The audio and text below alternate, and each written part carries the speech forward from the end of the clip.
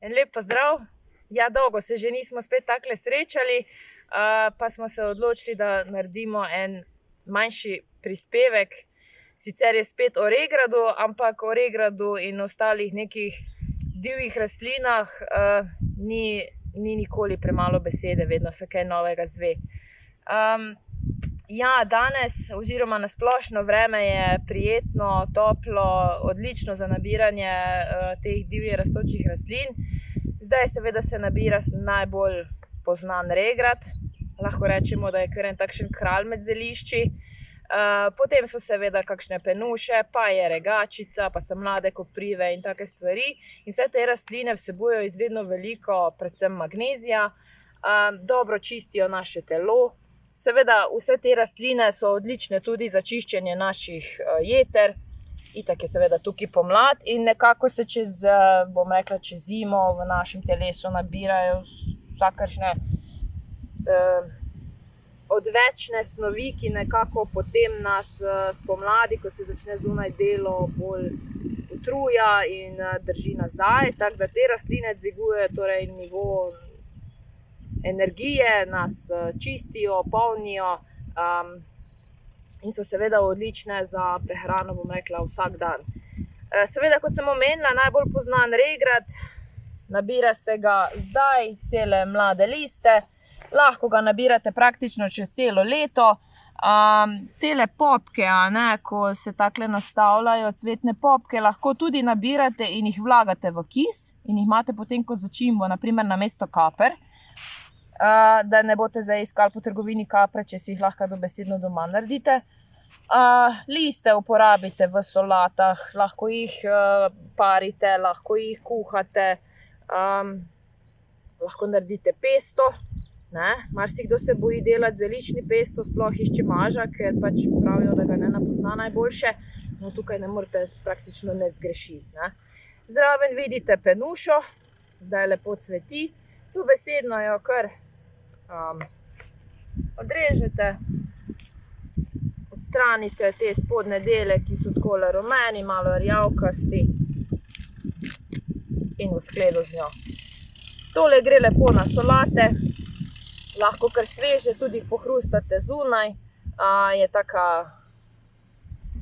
rahlo pikantna, meni je najbolj všeč, ker nič ne greni. Lahko si jo pa naredite tudi v zeliščnem pestu. To bomo pa naredili naprej. No in zdaj smo iz našega regrada in vseh tistih divjink, ki smo jih zraven nabrali, naredili svoj pesto. Čisto preprosto, mislim, da že kar veste, kako bi naj to izgledalo, isto kot da delate čemažev pesto ali pa bazilinkin pesto.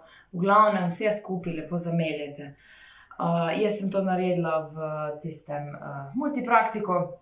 Dodala sem zraven še orehe, seveda sol mora biti zraven, predvsem zaradi, ker je to sol kot konzervans, in pa domače hladno stiskano olivno olje.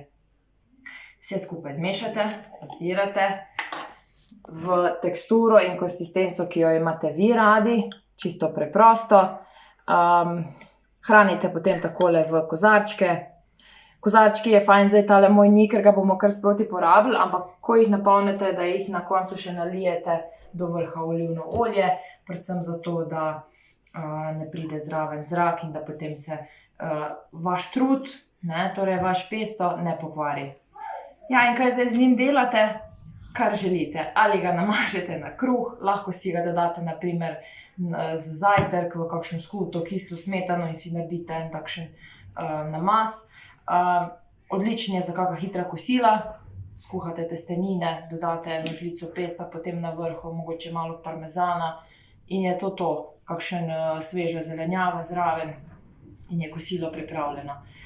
Lahko ga pa tudi seveda tisti, kateri ne smejo surovih jedi, predvsem zaradi tistih, ki imajo težave z žolčem, torej da ga kuhate.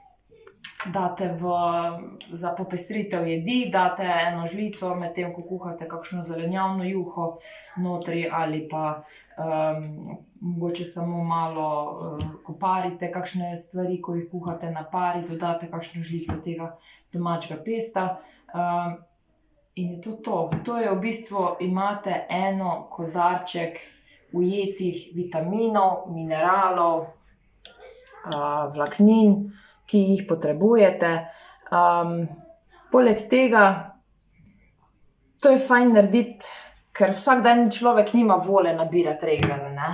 Pa tudi vreme ni najbolj primerno za vsak dan za nabiranje. Takrat, ko imate čas, ko imate voljo, si naberete ogromno količino, pač tisto, ki jo rabite. Regrata, drugih divjih rastlin, zameljete in imate en tak pripravek tudi za ozimnico ali pa za darilo. Lep dan še naprej.